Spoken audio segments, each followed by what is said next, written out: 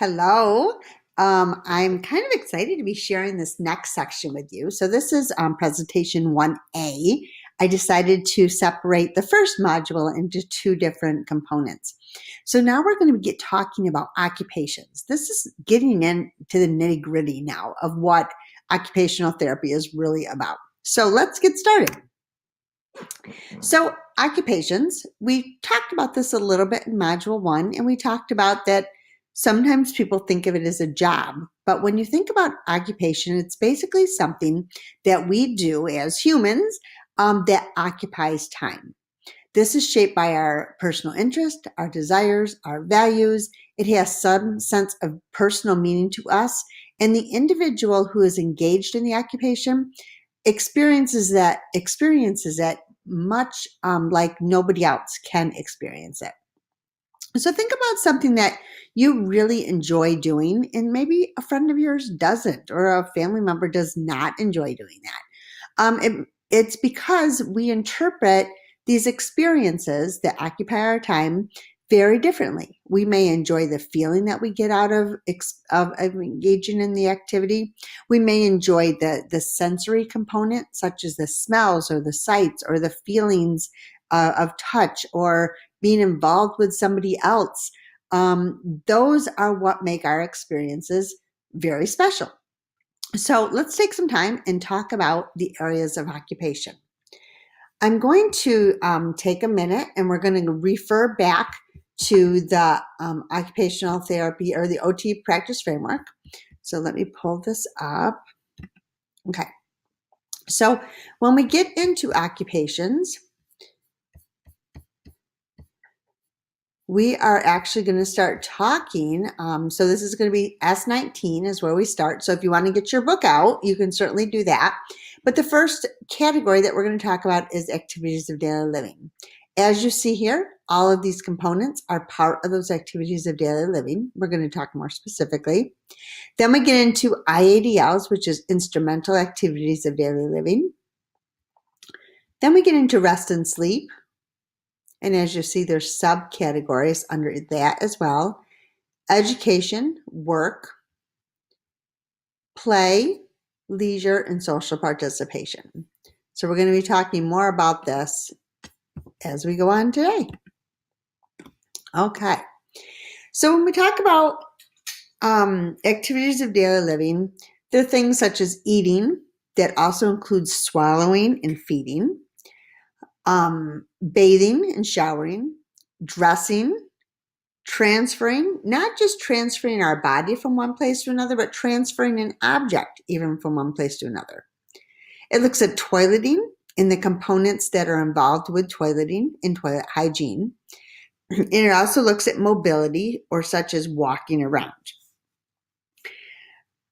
Other things that are listed under activities of daily living are also personal care devices, like taking care of your contact lenses or your hearing aids or your dentures.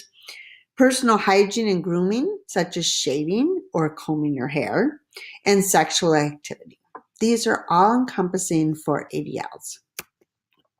When we get into IADLs, these are activities that support daily life, but they're much more complex than the interactions needed for activities of daily living.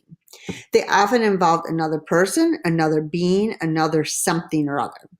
Some of the examples that are listed in your book, or some of the categories, are caring for others, caring for children, or like child rearing, caring for pets. It also looks at different abilities to manage different components of our life, such as communication management, text messaging, cell phone use, computer use. It looks at finance management. Are we able to take care of our checkbook? Are we able to take care of our banking needs? Are we able to pay our bills? Are we able to budget for the future? It looks at health management. Are we able to be safe in our homes? Are we able to call the doctor and make appointments with the appropriate person if we need medical attention? It looks at home management, cleaning your house, taking care of your house, making sure your house isn't cluttered, make sure your house is safe to get around. Also looks at meal preparation and other components that go into that. Think about if you're making brownies. Pretty simple. You follow the recipe and you make brownies, meal prep, and then you clean up and you're done and you're on your way. But what if you're doing meal prep for, say, 50 people? Or maybe it's for 20 people, or maybe it's for Thanksgiving or Christmas time. So you can see how the steps and the responsibilities and requirements would vary amongst what you're doing. Another thing is shopping, which is one of my favorite IADLs to engage in. I enjoy shopping very much, but it also looks at online shopping. It looks at shopping for groceries. It looks at shopping for appliances. It looks at shopping for your household, or even just clothes or shoes or bags. So there's a variety of areas with that. It looks at religious and spiritual expression as well. So as you can see, it's much more complex than the interactions needed just for the ADLs, because it's not just caring for our own body, but it's caring for everything that goes with taking care of ourselves as well as others. The next area of occupation is rest and sleep. These are activities that are related to restorative sleep and rest. When we talk about rest, this is the interruption of physical and mental activities. So you might find that you're just having a rest from working. You decided to sit down and do nothing, or read a book for a moment, or something like that. Pet your dog when you're going on a walk. Those are moments of rest. When you get into sleep, we have sleep preparation. This is preparing our bodies to settle down and get ready for sleep. And then also the engagement of participation in sleep itself. So there are various components that go into sleep and rest. The next area of occupations has to do with education. These are activities needed for learning and participating in the educational environment. This too has subcategories. You have the formal participation, which starts sometimes in preschool, where you're in an educational program and there's a curriculum that you're following all the way through college. There's also informal personal education or interest of exploration. So this is now looking at what is it that you want to learn more about. It's not formal. It doesn't have a curriculum that you follow, but you might go into deciding if you want to do yoga, or if you want to do kickboxing, or if you want to decide to do basket weaving or whatever. So you're starting to explore those interests to see what is out there that you'd like to participate in, which brings us to the next category, which is informal participation education. So now this is actually engaging in one of those components that you decided you wanted to do. You were deciding between exercise or yoga. You decided to go to yoga, so now you're going to participate in yoga classes. So that's that education and the participation. The next is work. So when we look at work, again, there's different layers to this as well. There's when you work, you're constructing, manufacturing, forming, or fashioning or shaping objects, organizing and planning your time, as well as working under the policies and procedures of an institution or a different component outside of your life, something that somebody else has power over, possibly.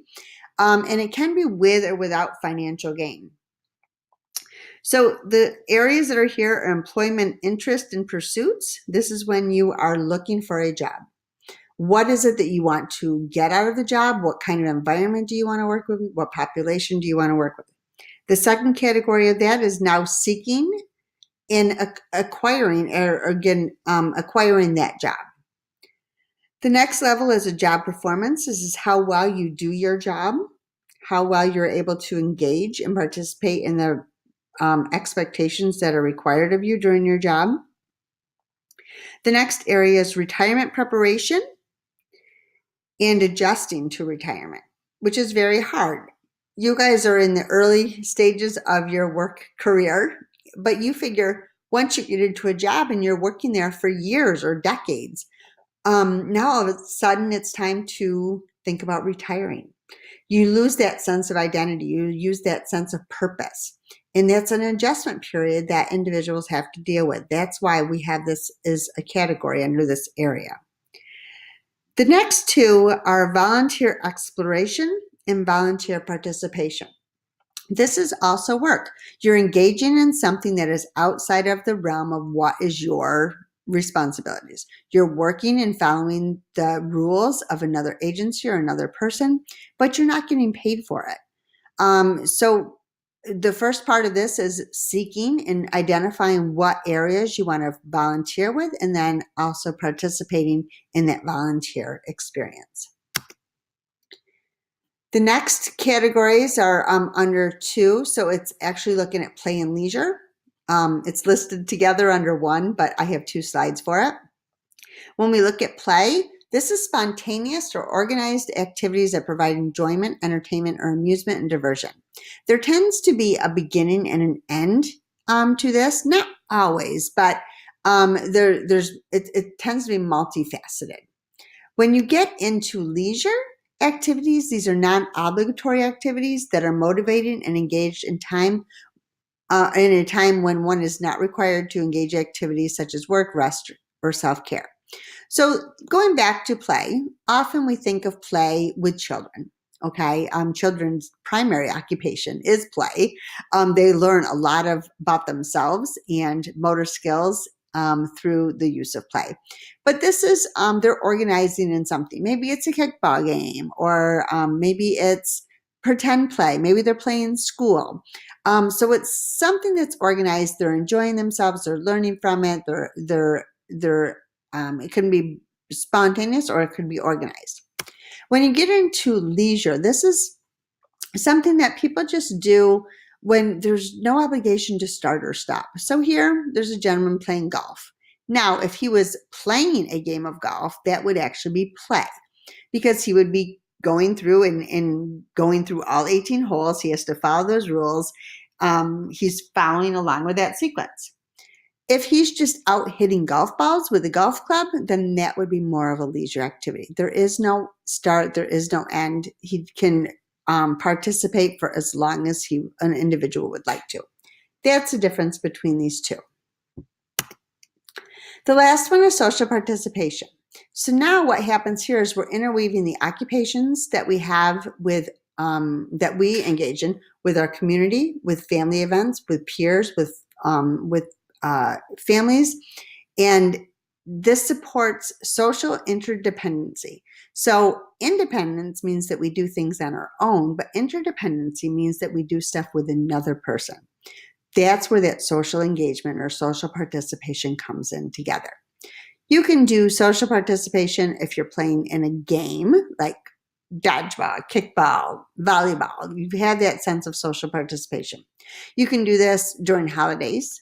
You can do this just a family get together, or maybe your friends are going to meet out and go bowling or go out to the bar or something like that. That is part of social participation. Okay. So as we finish this, I want you to think about what are the areas of occupation that you engage in.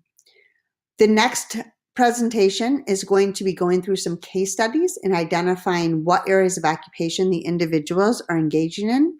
And then we're going to be talking about the occupation or collage of occupations or occupational collage. That's going to be your very first assignment, and that's going to be due anytime after you finish these 2 presentations. So I look forward to hearing what areas of occupation you engage in. Have a good rest of your day, guys.